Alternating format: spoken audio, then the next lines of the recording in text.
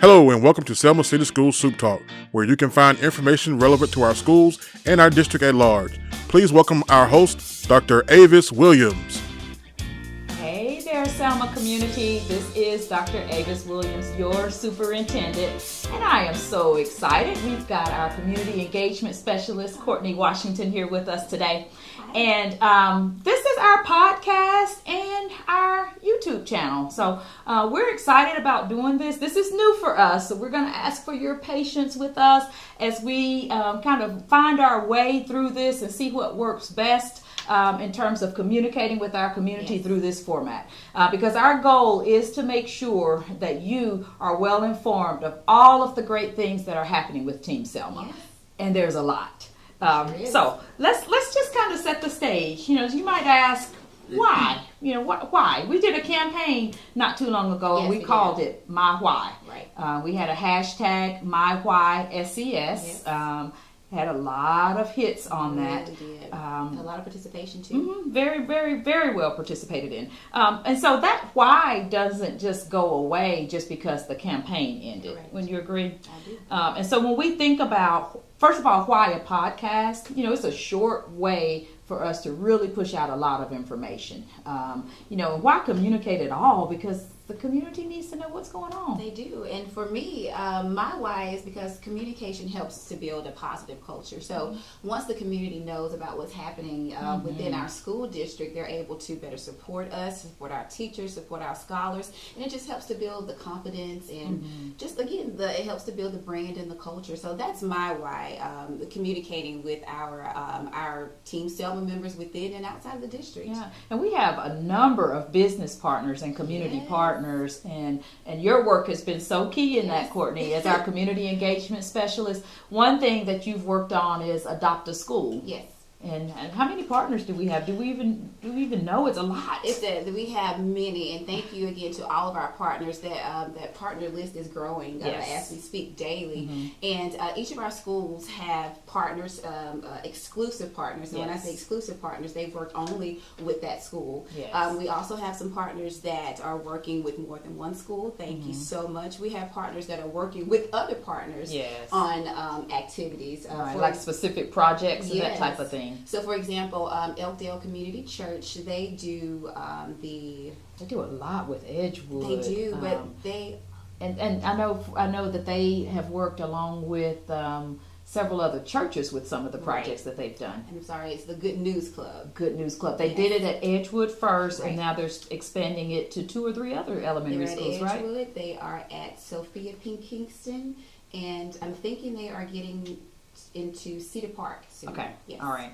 Very good. And of course, we know that Cedar Park will be closing at the end of this year, consolidating with Edgewood. Yes. So our scholars at Cedar Park, our families at Cedar Park, will continue to be able to take advantage of that Good News Club. Right. And speaking of our families, one of my whys is our parents. I know that as a parent myself, we are the first teacher. Parents, you are your child's first teacher. And one of our goals within the school system is to make sure that we are supporting you, not only with information, but also giving you the supports that you need in order to help our scholars be successful. And one way that you'll hear more about that coming soon is our Parent University. Yes.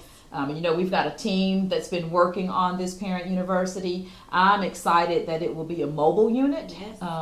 We are repurposing a school bus, and that school bus will be able to travel to various events, whether it's at churches or to communities, so that the resources that are being made available are portable. Just that, being able to move to various sites. Right.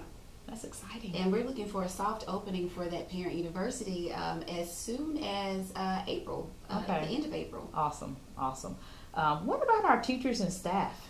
They are so important, especially, again, to building that great culture, that community. Our partners, again, are really helping to support our teachers, our students, as well as our staff, especially with our Aim for Excellence Awards. Yes. So our district leaders, they go throughout the district and the school to reward a teacher or a staff member that they see doing something that they deem as excellence. And that could be anything that's within the scope of our core values, which is joy. So teaching with joy and some enthusiasm, and you can receive a gift that was donated by our partners such as Domino's, KFC, Albertsons Flowers, the Flower Basket, and it's our way of saying thank you. You're doing a good job. And I love giving Aim for Excellence awards because it does let our team know, our teachers, leaders, and staff know that we value them. I know back in October we had Principals Appreciation Month, and our business partners really stepped up to the plate to ensure that we were able to reward our principals. So thank you, Hancock Barbecue, Meats and Napa Mexican Restaurant.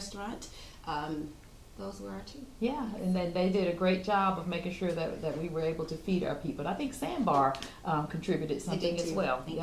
How about our amazing scholars? Now, when we say students first, we really do mean it. And so this is our number one. We're saving the best for last when we talk about my why. Our number one why is our scholars, and we have some amazing scholars. And as we proceed through this experience of doing a podcast and YouTube channel, you're going to hear from our scholars, because I think it's important that their voices are heard and that their voices are included. So a lot of our work that we do, when we have opportunities for committees, we make sure that our scholars are included. You know, if we're looking at a bullying prevention procedure, they're on the committee for that. As we're updating our student parent resource handbook, they're on the committee for that. We've even included our scholars for interview teams before, just to make sure that that their voices are heard. So I think it's vital that we keep the scholars first, because again, that's one of our core values, is students first. I want to just give a brief overview of some of our district highlights, and this is something that we'll try to do at each of our weekly podcasts and YouTube sessions. We are in the process of making strategic plan updates, and of course our strategic plan is called a framework for excellence, and it's because we're striving for excellence. And you mentioned our core values. Excellence is another one of our core values. Also, our elementary schools are developing academies of academic excellence. Yay. And so, yes, it's very exciting. And so, parents, if you have an elementary child, you may have already gotten some information in the form of a survey about this. And the principals have submitted to me their proposals. And I'm not going to tell you what they all are right now. You're going to have to wait just a bit for that. But I am looking forward to sharing what those specialty programs will be at each of our elementary schools. Also, it's pre-K season, and it's time for that pre-registration for pre-K. I think we still have another week or so left for pre-registration. Right, and you can register up until August, actually. Okay, yes. And we want those pre-K babies. If you turn 4 by this fall, we want you in our pre-K program. And, of course, it's being moved this year to Sophia P. Kingston Elementary School, and we look forward to serving as many 4-year-olds next year as possible. That year is so important for kindergarten readiness. Now, Dr. Williams, can you say that again? We are moving the pre-K location to? We are moving the pre-K location to Sophia P. Kingston Elementary School. Yes, so we want to make that real clear that pre-K is a vital part of what Team Selma is doing to educate our scholars. And then finally, a STEAM Academy at R.B. Hudson. STEAM is science, technology, what's the E? Engineering, arts, and math. And we've got some pieces in place this year. We've got some courses in place this year, but we're moving forward with even more aspects of STEAM. Like we do have the one-to-one devices, so every child has access to a device, a laptop. We're creating a maker space, and you may not know what that is if you're not really into this whole educational tech thing, because I didn't know what it was at one point, and I've read so much about maker spaces in the last few weeks and months, and so we look forward to maybe even filming a session in that makerspace once we get it up and running. So those are just a few things that we're doing right now, little highlights for the district. We're going to take just a short break, and when we come back, we've got a special guest and some highlights for our next session. All right, we are back. Now, one of the things that we started off talking about is our why. Yes. And this is going to be a regular part of our podcast and our YouTube session. So we've got a very special guest here. This is Mr. Shelby. Now, he works in Montgomery County Public Schools. However, he is our intern for the week. Yes. And he's doing his internship with Team Selma this week. And he has volunteered, or were you voluntold? I can't remember. It's not important. It's not important. But he's going to share his why with us. Good afternoon, Team Selma. I hope everyone is doing fantastic. My why is to motivate, inspire, educate, and encourage, and lead, and make sure that all students are prepared for success in life. Because I will never forget my first grade teacher. I was feeling down, and she told me to hold your head up, that you will be someone someday, Yes. and never let anyone speak any negativity into your heart, and that you have a strong heart to be a powerful leader as you being a young African American male. I So that's love my why. it. And you remember that from first grade. Yes, Isn't that ma'am. powerful? Yes. And you know, that tells you how significant the work of our teachers, leaders, and staff Exactly. actually is. What we do matters, and that's why I love that joy is one of our core values, because we want our teachers to feel empowered and to feel valued, because when you can come back years later and remember what a first grade teacher said Right. to empower you, that helped create your why, because you're working on your administrative certification now, right? Yes, ma'am, I am, and she always calls me each and every evening to ensure that I'm still on track. And I love it. And we'll make a house visit, and I'm always like I'm not in first grade anymore. But it's connection, though. it's Yeah. just that connection, and I will never forget, she stood in the place of my mom during her passing at my undergraduate graduation ceremony, and just to let us know That's that awesome. a teacher work is never done, even though you have moved from that grade level. They are still important in following I your love students it. throughout I life. love it. I love it too. Yeah, and that's powerful. When your why can connect back to a teacher Right. that supported you through the process and through adulthood. It Right. sounds like that's amazing. We appreciate you sharing that. Thank you. Have all you so had a much. good experience with Team Selma so It far? has been a fantastic Oscar Award winning experience.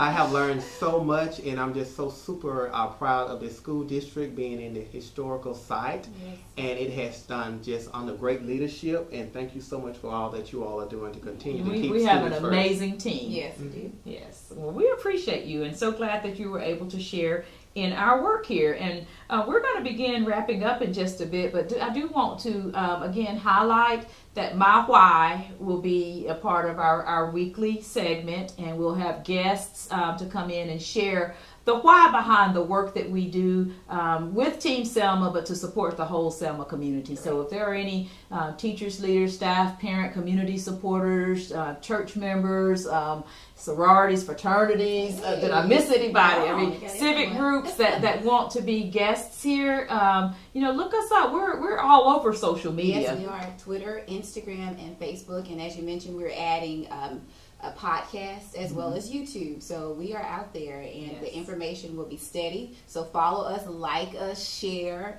comment. Our teachers and our students, they read the comments. And again, that's just one of the things that helps to build our culture here within Team Selma. We need the support of our community members. Absolutely. Another part that will be kind of a weekly piece, a regular segment of this, and I want to hear from our viewers and listeners on this. It's called The Street Committee Said What? What? Yes. So, And, and it's because, oftentimes we really try to share our own story and tell our own story, but there's always a space where rumors may come up or just a misunderstanding about something that's being said or done. And sometimes it can take on a life of its own in the form of this street committee that we have here. And we want to make sure that the information that our community is receiving is accurate. So if you hear some rumors, hit us up on any of our social media sites and let us know so that we can address those in our the street committee said what segment. You know, Dr. Williams, we may be able to possibly add something to where people can submit something for clarification. I like it. That way we won't just ourselves be getting something from social media. I like it. Straight from the horse's mouth. There you go. The street committee says, and we can clarify and answer those questions. Absolutely, and we would love to be able to do that because, like I said, this whole purpose of this is to ensure that we're communicating and that there's clarity in what we're communicating.